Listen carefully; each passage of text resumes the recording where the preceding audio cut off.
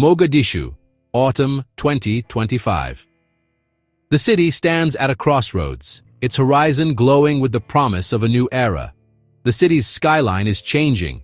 Cranes rise where ruins once stood, and the pulse of commerce is unmistakable. Streets once silent now echo with the sounds of progress as new businesses open and old neighborhoods come back to life. The transformation is not just a testament to Somali resilience, but the result of calculated foreign intervention, most notably from Qatar. Years of hardship have given way to a cautious optimism as international partnerships reshape the city's destiny. This month, Somalia and Qatar are finalizing landmark agreements that go far beyond traditional aid, targeting defense, finance, and media. These deals are designed to weave the two nations' futures together, binding their interests in ways never seen before. Qatar is no longer just a donor, it's a strategic partner, embedding itself in the core of Somali governance. Its advisors are present in key ministries, shaping decisions that will affect generations. Optimism and apprehension mingle in the capital. Salaries are paid, services return, but foreign advisors and Qatari influence are everywhere. For many, the improvements are tangible, but so is the sense of watching their sovereignty shift. The new roads are smooth, but who truly directs the traffic is a question whispered in Mogadishu's tea shops. Conversations linger on the future, on who will benefit most from this new partnership and at what cost. This is not a simple recovery, it's state building in the 21st century, with sovereignty rebuilt on foreign scaffolding. The city's rebirth is as much about politics as it is about concrete and steel. The new Qatar agreements formalize a decade-long partnership, marking a new era where Gulf rivalries play out through influence, not armies. Somalia has become a stage for regional ambitions, its future shaped by distant powers. Somalia's future is being written in Mogadishu, but the ink is unmistakably Qatari. The city's rebirth is a story of hope, complexity, and the delicate balance between independence and partnership. Qatar's rise in Somalia is the product of a decade-long patient strategy. Unlike others, Doha channeled aid through the central government, building trust and legitimacy in Mogadishu. It invested in infrastructure, but more crucially, in people, training civil servants, offering scholarships, and embedding advisors. This approach made Qatar a trusted advisor, not just a donor, shaping policy from within. The groundwork laid over 10 years paved the way for today's deeper alliance. Qatar wasn't just building roads, it was building loyalty and a pathway to lasting influence. The year 2025 marks a pivotal turning point in the Horn of Africa. Qatar and Somalia have officially entered a new era as formal strategic allies, forging a partnership that promises to reshape the region's balance of power and influence. A series of landmark agreements now codify Qatari influence across defense, finance, and media, signaling a shift from soft power diplomacy to a more direct structural control over Somalia's key institutions and future direction.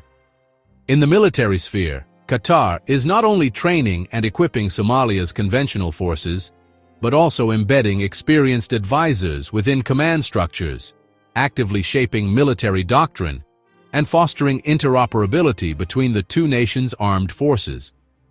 On the financial front, Qatar is modernizing Somalia's public finance systems, introducing advanced digital infrastructure, and making itself indispensable to the state's economic machinery and long-term fiscal stability. In the media sector, Qatar is helping to build robust national platforms, training Somali journalists, and ensuring that the government's narrative is closely aligned with its own strategic interests and messaging. This comprehensive, three-pronged strategy, spanning military, financial, and media domains, cements Qatar's role as Somalia's most indispensable and influential partner on the global stage. The alliance is far-reaching and deeply integrated, binding Somalia's future trajectory to Doha's regional ambitions and setting the stage for a new chapter in East African geopolitics. With the African Union mission underfunded and U.S. aid slashed, Somalia's army now relies on Qatar. Qatar's focus centralizing military power in Mogadishu, professionalizing the officer corps, and embedding its advisors. Unlike Turkey's elite units, Qatar builds the backbone: regular infantry, logistics, and command. This strategy strengthens the federal government but challenges the autonomy of regional states, especially those backed by the UAE. Somali units trained by Qatar are more capable, but their effectiveness is tied to continued Qatari support. The question: can Somalia's army ever be truly independent, or will it always march to Doha's drum? Qatar's most profound influence is in Somalia's Ministry of Finance. New agreements overhaul tax collection, customs, and budget management, with Qatari experts installing digital systems and training staff. These reforms boost revenue and transparency, allowing the government to pay salaries and deliver services. Qatar's software and expertise become the backbone of Somalia's financial system, creating deep dependency. The state grows stronger, but its sovereignty is now intertwined with Qatari systems and personnel. Somalia's ability to raise and spend money is shaped by Doha, a masterstroke of strategic influence. Somalia is a chessboard for Gulf rivalry. Qatar and the UAE pursue clashing visions. Qatar backs a strong, centralized government in Mogadishu, seeking unity under its patronage. The UAE, meanwhile, partners with regional states, investing in ports and supporting local security forces, bypassing the center. Qatar's model risks over-centralization, the UAE's fragmentation. Somali leaders exploit this rivalry for resources, but it imports foreign conflict into fragile politics. The stakes: a unified nation under one patron or a loose confederation of powerful regions.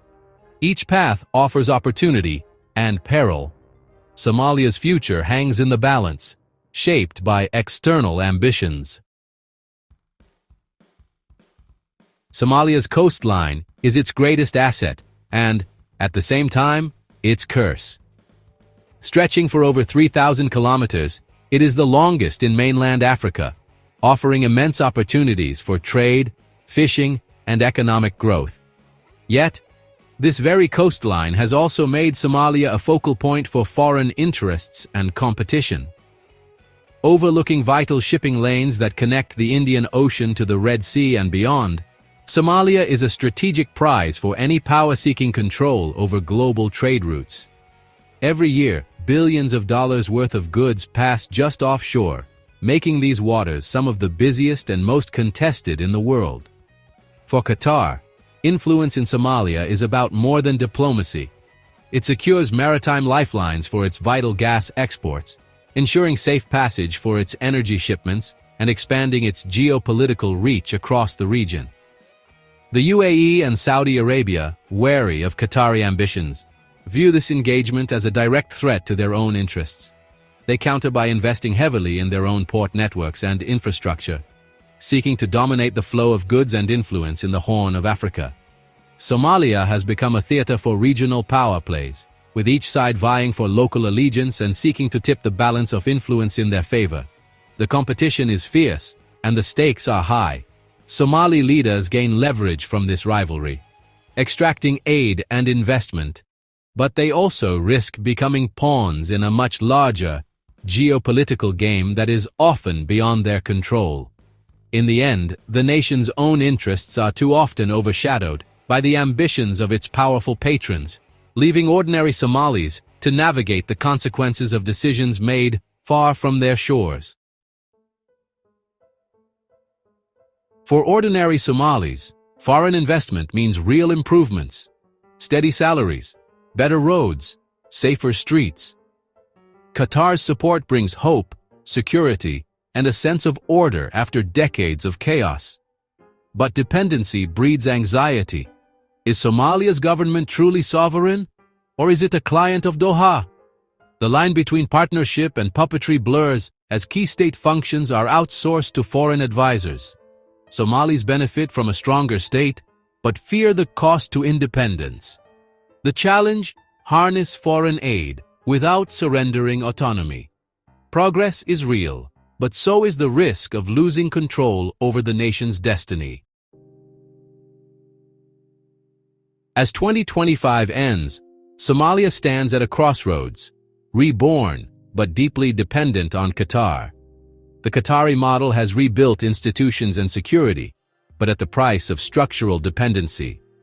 Is Somalia an independent nation, or a client state aligned with foreign interests? The UAE's rival approach offers regional development, but risks further fragmentation. Somalia's leaders must navigate between these competing visions, putting national interest first. True sovereignty can't be gifted. It must be earned through accountable governance and political compromise. The question remains: will Somalia forge a stronger, independent future, or simply trade one form of dependency for another?